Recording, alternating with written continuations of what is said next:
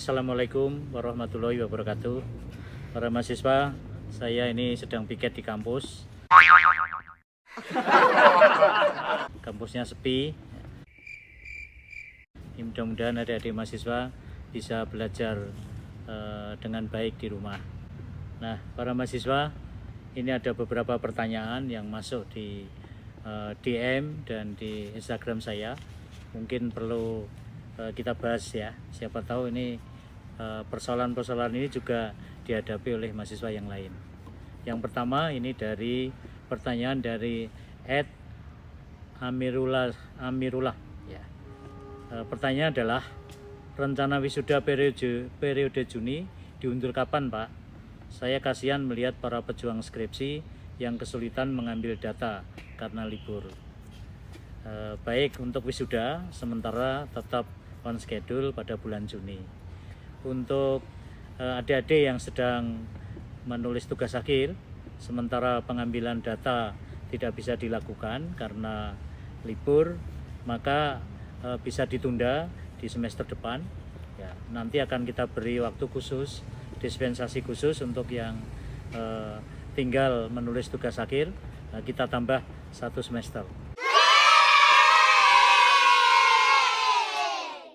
sehingga Anda tidak dirugikan karena waktu harus menghadapi virus corona itu. Hanya memang terpaksa harus mundur. Tapi bagaimanapun ini kan darurat ya, sehingga saya kira kita harus memahami situasi ini. Ya. Pertanyaan yang kedua, ya dari @jaki.abdurrahman. Pertanyaannya adalah kepastian untuk UAS mungkin bisa disegerakan, Pak. Apakah online ditiadakan atau tatap muka? Karena beberapa mahasiswa sudah pulang dan itu berimpit waktunya dengan lebaran. Nah begini, perkuliahan secara online ini sesuai dengan instruksi rektor itu kan sampai 30 April. Nah mudah-mudahan perkembangan virus corona ini semakin baik, artinya sudah mulai menghilang ya. Sehingga harapan saya tentu 30 April itu sudah akhir untuk online dan nanti awal Mei itu bisa kuliah tatap muka. Masih ada waktu 2 minggu kan kira-kira untuk ketemu dengan dosen. Mungkin dosen akan merangkum, dosen akan memberikan kata-kata kunci dari mata kuliah yang dilaksanakan secara online itu. Ya, kemudian liburan, lalu karena itu lebaran ya, lalu ujiannya kan setelah lebaran. Tapi nanti akan saya lihat pada akhir April ya, mudah-mudahan perkembangan ini membaik ya, sehingga UAS tetap on schedule sesuai dengan kalender akademik. Demikian ya. Untuk yang ketiga ini dari @jo_h_ra ya. Apakah ada solusi untuk mahasiswa S2 yang dapat beasiswa dan harus menyelesaikan masa studi dalam waktu 2 tahun, Pak? Sedangkan untuk saat ini tidak mungkin melakukan penelitian karena sekolah masih libur. Ya. Nanti kan tadi sudah saya jelaskan ya, kita tunda 1 semester dan semester ini tidak kita hitung. Sehingga semester ini kita anggap cuti ya, kemudian aktifnya nanti pada semester depan. Sehingga Anda untuk S2 tetap bisa menyelesaikan dalam waktu 2 tahun. Ini dalam rangka kita mengatasi adanya musibah ini. Ini berikutnya adalah pertanyaan dari @reniwida712. Ya. Selama perkuliahan daring, mahasiswa tidak menggunakan fasilitas kampus dan pihak universitas juga tidak memberikan tunjangan berupa kuota untuk kuliah daring. Nah, apakah ada refund untuk UKT? Nah, begini, meskipun terlambat, kampus sudah menyediakan untuk fasilitas data dari 3 provider, yaitu Telkomsel, Indosat, kemudian Excel. Nah silahkan menggunakan 3 ini. Jadi Anda cukup punya 1 di antara 3 itu ya, kemudian membuka web UNY, mendaftar di sana, nanti akan diisi kuota dan yang akan membayar tentu UNY. Sehingga fasilitas ini kita gunakan untuk ini masih di akhir-akhir semester ini ya. Kemudian pertanyaan dari Jonasindo, maaf, @jonasindi 461 ya. Assalamualaikum, perkenalanlah, nama saya Joana ya. Pendidikan Kriya 2019. Saya mau bertanya mengenai kebijakan kampus terkait mata kuliah praktek prodi Pendidikan Seni Kriya. Pada surat instruksi rektor tertulis bahwa perkuliahan praktikum di laboratorium, bengkel, atau yang sejenisnya ditangguhkan, diganti dengan penugasan atau diselenggarakan pada bulan Juni dan Juli. Tetapi pada kenyataannya mayoritas mata kuliah praktek malah setiap minggu harus ngirim progres. Padahal mata kuliah teori prodi Pendidikan Kriya saja sudah banyak tugasnya. Nah, ditambahkan lagi alat-alat dan bahan pembuatan karya yang tidak murah dan sulit didapat. Ya. Nah, ini bagaimana mengatasi ini? Ya, begini ya, memang di instruksi itu kan untuk mata kuliah praktek ya, itu dilakukan Juni atau Juli. Tetapi bagi dosen-dosen yang bisa memberi tugas prakteknya di rumah itu dipersilahkan. Jadi diatur antara dosen dan mahasiswa. Dan saya percaya dosen akan memberi tugas ya sesuai dengan batas-batas bisa dilakukan. Kami juga sudah menghimbau pada para dosen dalam memberikan tugas-tugas ini harus setara dengan SKS-nya. Jadi kalau keluhan selama ini memberatkan, nah ini sudah kita sampaikan kembali, harus sesuai dengan bobot SKS-nya. Selanjutnya dari @Dilaraite. Ya. Assalamualaikum. Mohon maaf Pak, izin bertanya. Saya Dilah dari Pendidikan Bahasa Perancis 2016. Saya mewakili teman-teman ingin bertanya mengenai kebijakan pembatasan kegiatan kampus yang berimbas dengan penelitian skripsi. Ada yang harus penelitian ke sekolah namun tidak bisa sehingga proses pengambilan skripsi tersendat. Bagaimana kebijakan kampus mengambil mengenai hal ini? Tadi sudah saya jelaskan ya, bahwa karena untuk melakukan skripsi, penelitian skripsi terkendala oleh sekolah atau terkendala oleh kampus, maka akan ditunda di semester depan setelah semuanya aktif. Nah ini darurat, saya kira kita juga menghadapinya juga darurat. Jangan khawatir, nanti akan kita tambahkan 1 semester ya untuk melakukan tugas-tugas penelitian skripsi ini.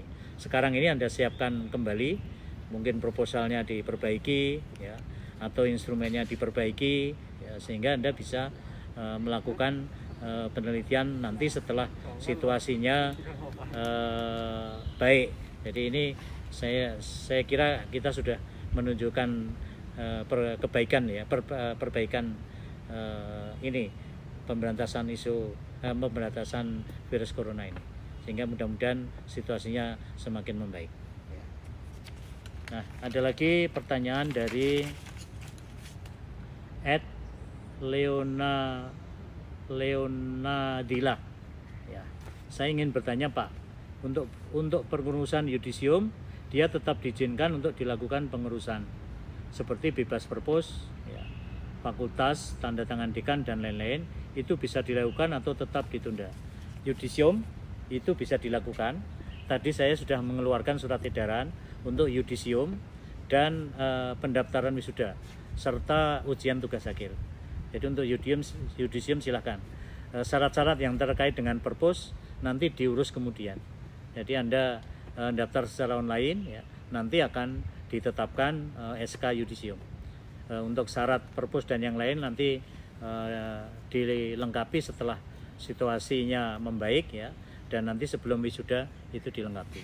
Jadi silahkan, termasuk daftar wisuda ya, nanti setelah Anda daftar yudisium, kemudian di yudisium mendapatkan SK akan dikirim, lalu Anda mendaftarkan wisuda. Termasuk kalau Anda portofolionya belum memenuhi syarat, itu nanti bisa di akhir. Jadi ketika akan wisuda Anda baru ujian itu. Atau kalau waktunya belum cukup ya setelah wisuda pun bisa nanti persyaratan administrasinya bisa diurus kemudian. Ini situasinya darurat sehingga cara mengatasinya juga darurat. Di DM saya beberapa mahasiswa menanyakan ya, apakah akan dilakukan wisuda online. Kira-kira gimana? Anda puas nggak dengan online untuk wisuda? Kalau puas dengan wisuda online, ya nanti kita coba Ya nanti kita coba.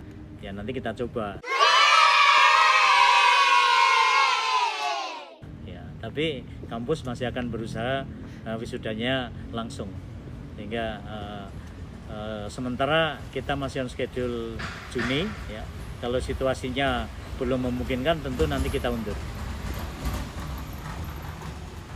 Maaf ini terganggu mobil karena kita berada di taman ya. Pertanyaan berikutnya adalah dari Cikwi Jayanti. Assalamualaikum, perkenalkan nama saya Indra, mahasiswa pasca sarjana 2018. Terima kasih atas banyak kebijakan yang Bapak berikan pada kami. Terima kasih atas banyak fasilitas yang telah Bapak usahakan. Saat ini kami sedang dalam proses menyusun tugas akhir, Pak. Dalam proses penelitian, kami mengalami kendala berakibat mundurnya waktu penelitian dari yang direncanakan. Tentu saja itu akan berpengaruh terhadap waktu kelulusan. Begitu kekhawatiran kami, Pak. Apakah sekiranya akan ada kebijakan khusus? Ya, tadi sudah saya jelaskan ya, tidak usah khawatir. Ya, nanti kita tunda selama 1 semester dan semester itu tidak dihitung. Jadi nanti ketika kita menghitung cum laude, 1 semester itu tidak dihitung. Ya, hingga ini kita memang darurat, nah kita tunda selama 1 semester. Jadi tidak ada kekhawatiran ya bahwa kalau begitu saya tidak bisa cum laude, tidak begitu. Jadi masih bisa dihitung cum laude. Jangan khawatir ya. Yang penting dalam suasana darurat seperti ini Anda sempurnakan proposalnya, kemudian instrumennya ya, lalu persiapan untuk pengambilan data ya. Berikutnya adalah Diah Sahriningrum. Ya, pertanyaannya adalah, Pak, bagaimana kebijakan khusus jika dosen yang tidak mau melayani bimbingan tugas akhir secara online? Ya, namanya banyak orang ya. Kadang ada yang mungkin kesibukan atau apa, tetapi saya sudah melakukan instruksi, jangan khawatir. Ya, kemarin juga sudah saya himbau kepada dekan ya untuk menghimbau dosen-dosennya melaksanakan bimbingan tugas akhir secara online. Tadi juga sudah saya tanda tangani surat edaran untuk mewajibkan dosen melayani bimbingan secara online. Nah, mudah-mudahan dengan kebijakan khusus ini maka akan memudahkan Anda dalam bimbingan tugas akhir. Jadi bimbingan tetap berjalan. Berikutnya adalah dari Katawi. Selamat malam, Pak. Ini malam-malam tanyanya ya. Saya ingin menanyakan perihal UTBK tahun ini, bagaimana untuk kabar terbarunya? Nah, alhamdulillah ini dari adik-adik yang ingin masuk perguruan tinggi tahun ini ya. Jadi UTBK kemarin kebetulan kemarin sore kita sedang rapat secara online, Vicon semua panitia. Ini baru berita yang bocoran dulu ya, saya sampaikan pada Anda ya.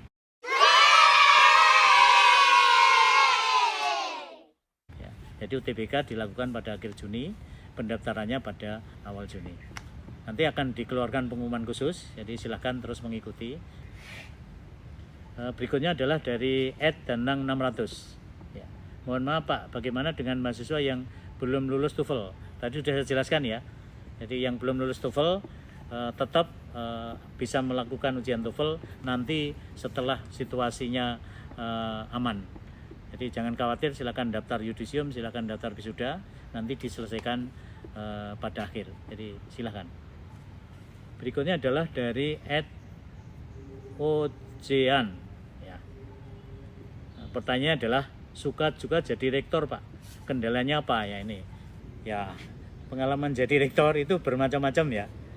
Yang namanya melayani sekian orang, ya. Ada yang suka gurau, ada yang serius ya, bahkan ada hal yang kecil itu ditanyakan pada rektor.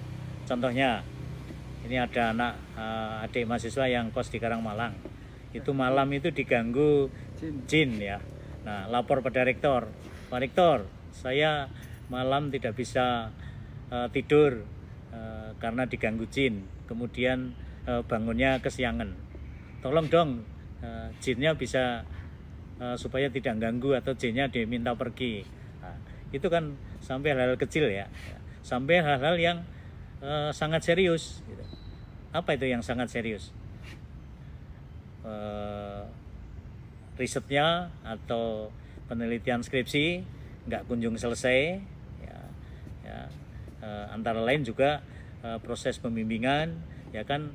Pembimbing itu kan beraneka ragam, ya, artinya ada yang tipe ini, tipe itu gitu loh. Nah, ini kadang-kadang mahasiswa menghadapinya ini ada kesulitan tertentu. Nah, kadang-kadang seperti itu disampaikan kepada rektor. Jadi sangat bervariasi hal-hal yang disampaikan. Bahkan toilet mampet pun itu dilaporkan pada rektor. Karena era teknologi ini orang bisa berhubungan secara langsung, ya, tidak secara prosedural, tapi apa saja disampaikan pada rektor. Termasuk ada yang pacarnya direbut orang lain, itu diminta rektornya untuk mencarikan gantinya. Jadi hal-hal seperti ini ya sangat beragam, ya, dan kita menanggapi dengan santai supaya yang lapor ini juga merasa kita hargai, ya. Kalau perlu dia mau ketemu, ya kita sediakan waktu gitu, ya. Terutama hal yang serius, ya. Berikutnya ini adalah dari @merentika _lak. Assalamualaikum Bapak, mohon maaf sebelumnya mau tanya, kampus kan lockdown sampai 21 April, lalu bagaimana nasib kami yang mengurus yudisium dan wisuda? Tadi sudah saya jelaskan, ya, kita untuk mengurus yudisium, pendaftaran wisuda bisa dilakukan online. Anda baca di medsos saya, itu ada surat yang tadi saya tanda tangani, sudah saya upload, ya, bagaimana prosedur untuk yang yudisium online dan pendaftaran wisuda online, ya, ada di akun official, jadi di Instagram, medsos akun official dan web, jadi silakan dibaca di sana, ya. Berikutnya adalah dari @ulfa turuna, ya. Ya, apa ini? Mau nanya ini Pak, apa ini?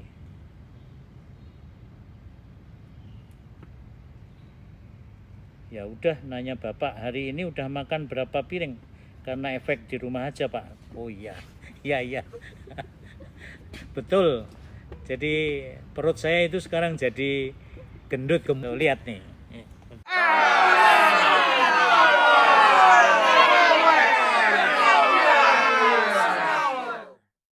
Jadi gemuk sekali. Ini tambah 2,5 kilo. Ini efek bekerja di rumah, ya. Kalau ke kampus piket saja, ya, hingga banyaknya di rumah, karena di rumah maka makannya berkali-kali, ya. Ini efek lockdown ini jadi gendut. Anda lihat sekarang jadi bulat, ya. Nah, mudah-mudahan Anda bisa mengatur diri. Ini saya yang nggak bisa mengatur diri, ya, jangan dicontoh, ya. Tapi yang penting sehat, ya, doakan kita sehat, ya. Berikutnya adalah dari @manado C69. Pak, kok kita di PHP ini Pak, masa UTBK cuma 1 kali? Please Pak, karena wabah ini biar di rumah nggak efektif, masa sekarang UTBK cuma sekali? Nah, adik-adik calon mahasiswa baru ini, ya, kemarin sudah kita rapatkan, mengingat waktunya darurat ini kita perkirakan sampai 29 Mei, maka waktu untuk UTBK itu tinggal waktu bulan Juni, karena Juli itu harus sudah diumumkan, ya, kemudian dilakukan kegiatan seleksi mandiri, karena itu tidak cukup waktunya untuk 2 kali nih. Jadi karena ini situasinya darurat, ini hanya bisa sekali. Tapi jangan khawatir, ya, karena apa? Karena pengalaman yang lalu UTBK 2 kali itu hampir sama hasilnya. Jadi antara UTBK 1 dan 2 itu tidak terlalu signifikan perbedaannya. Karena itu sebenarnya yang penting Anda siap. Saya percaya sekalipun karena Anda sudah siap, maka nilainya akan maksimal. Jadi optimis saja, ya. Ya, yang terakhir adalah dari @mahindra.yk. Tolong sediakan juru bahasa isyarat sebagai Undang-Undang Nomor 8 Tahun 2016 tentang penyandang disabilitas. Karena di sini ada mahasiswa disabilitas tuli. Wah, mohon maaf, memang UNY belum bisa menyediakan, ya. Tetapi di UNY kita menyediakan pembimbing khusus. Jadi kalau memang berkebutuhan khusus, ini nanti Anda lapor. Jadi kita ada di UNY itu ada 8 mahasiswa yang berkebutuhan khusus yang kita bantu, dan itu terus kita pantau. Fasilitas di kampus juga saya kira sudah mulai, ya, terutama yang tunanetra ini sudah kita beri fasilitas jalan, ya, jalan khusus, ya, dengan tanda-tanda khusus, ya, yang saya kira akan mempermudah. Untuk yang tunarungu ini kan masih bisa membaca, ya, masih bisa mengikuti lah dari buku, ya, atau dari slide-slide yang disiapkan oleh dosen. Jadi kita sejauh mungkin bisa kita fasilitasi. Saya kira demikian adik-adik dan adik-adik yang calon mahasiswa baru yang tadi bertanya, ya. Mudah-mudahan penjelasan ini akan menjadi sebagai guide lah, sebagai pedoman, ya. Dan situasinya itu adalah situasi darurat. Jadi mohon jangan berpikir seperti situasi normal. Jadi kita memang harus belajar di rumah. Ingat, keselamatan, kesehatan menjadi yang utama. Jadi catatannya itu. Karena itu situasi ini mari kita laksanakan sebaik-baiknya. Orang yang selalu bisa mengatasi masalah adalah orang-orang yang menghadapi permasalahan ini dengan solusi-solusi yang baik. Saya kira demikian, ya. Terima kasih. Wassalamualaikum warahmatullahi wabarakatuh.